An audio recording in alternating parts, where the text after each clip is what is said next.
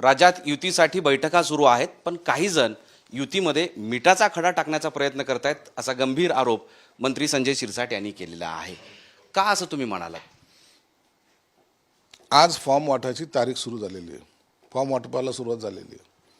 7 दिवसामध्ये हे सर्व फॉर्म आज भरून द्यायचे.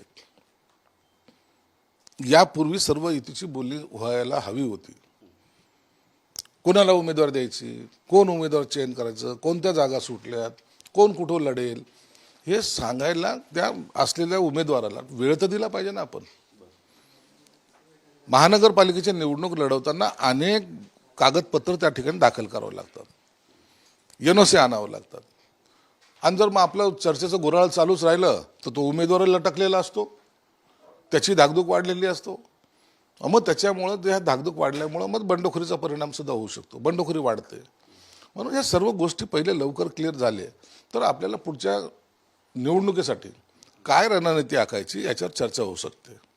परंतु तसं होताना दिसत नाही. म्हणून मला असं वाटतं की जे कोणी ह्या महायुतीमध्ये जो काही खडा टाकायचा प्रयत्न करत आहे त्यांनी त्याला ब्रेक दिला पाहिजे. जनतेच्या मताचा तुम्हाला अनादर करायचा अधिकार कोणी दिला आहे? जनतेचं मत आहे महायुतीला मतदान करायचं.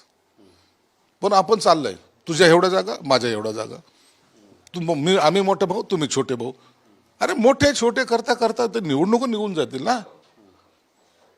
ते कोण? ते कोण? आता तेच तर सांगितलं तुम्हाला ना. जे जागेची जास्त अवास्तव मागणी करतात ते. म्हणून त्यांना आता आम्ही तर दरवेळेला छोट्या भावाच्या भूमिकेत असं आहे असं समजून त्यांना आम्ही फोनही करतो, बोलतोय बाबा कधी बैठक घ्यायची, काय घ्यायची. पण त्यांना असं वाटतं की नाही थोडंसं ताणलं तर बरं होईल. हे ताणणं जे आहे ना, मग लोक आपल्याला ताणतील तेव्हा कळेल. हे संभाजीनगर पुरतं मर्यादित आहे की राज्यातल्या वेगवेगळ्या ठिकाणी असं चित्र आहे असं तुम्हाला वाटतं? आमच्याकडे असे अनेक ठिकाणची माहिती आलेली आहे, परंतु त्याच्यावर आता वाद घालणं मला योग्य वाटत नाही. हे सगळ्या गोष्टीची कल्पना एकनाथ शिंदे साहेबाला पण आहे, देवेंद्र फडणवीस साहेबाला पण आहे. म्हणून आता 1-2 दिवसामध्ये तोडगा याच्यावर जरूर निघेल अशी आमची आशा आहे. ते मिठाचा खडा टाकू इच्छिणाऱ्यांना तुमच्या शिवसेनेकडून काय सांगणं आहे? करू नका, असं काही करू नका ज्याच्यामुळं आपल्या स्वतःच्या स्वार्थासाठी महायुतीमध्ये तणाव निर्माण होईल. फार कष्टाने महायुती ही मजबूतीने पुढे चाललेली आहे, इतकं इझिली चाललेली नाही. त्यासाठी परिश्रम घ्यावे लागत आहेत. विरोधी पक्ष नेता नाही किंवा विरोधी पक्ष नाही म्हणून आपल्याला यश मिळत असं समजण्याचं कारण नाही आहे. महायुतीचे जे काही इतर सर्व कार्यकर्ते जे असतात, जी मेहनत घेतात, त्याच्यामुळे पक्ष वाढीला लागलेला आहे आणि त्याच्यामध्ये आपण त्याला ब्रेक द्यायचं काम करू नये. हे भाजपचे नेते आहेत ते राज्य पातळीवरचे आहेत का स्थानिक आहेत? आता स्थानिकपासून सुरुवात होते, नंतर ते राज्य पातळीवर जातं. कधी कधी राज्य पातळीवरून खाली येतं आणि कधी कधी खालून वर जातं. आता ही घसरगुंडी जी आहे ना, ती आता थांबली पाहिजे.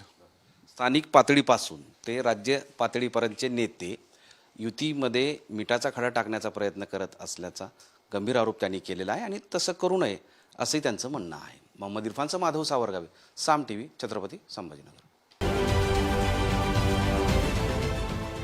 देश विदेशातील प्रत्येक घडामोडींचे लाईव्ह अपडेट मिळवण्यासाठी आता साम टीव्हीच्या सर्व सोशल मीडिया प्लॅटफॉर्मला लाईक, फॉलो आणि सबस्क्राईब करा.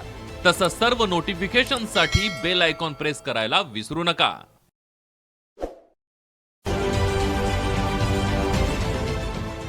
देश विदेशातील प्रत्येक घडामोडींचे लाईव्ह अपडेट मिळवण्यासाठी आता साम टीव्हीच्या सर्व सोशल मीडिया प्लॅटफॉर्मला लाईक, फॉलो आणि सबस्क्राईब करा. तसंच सर्व नोटिफिकेशनसाठी बेल आयकॉन प्रेस करायला विसरू नका.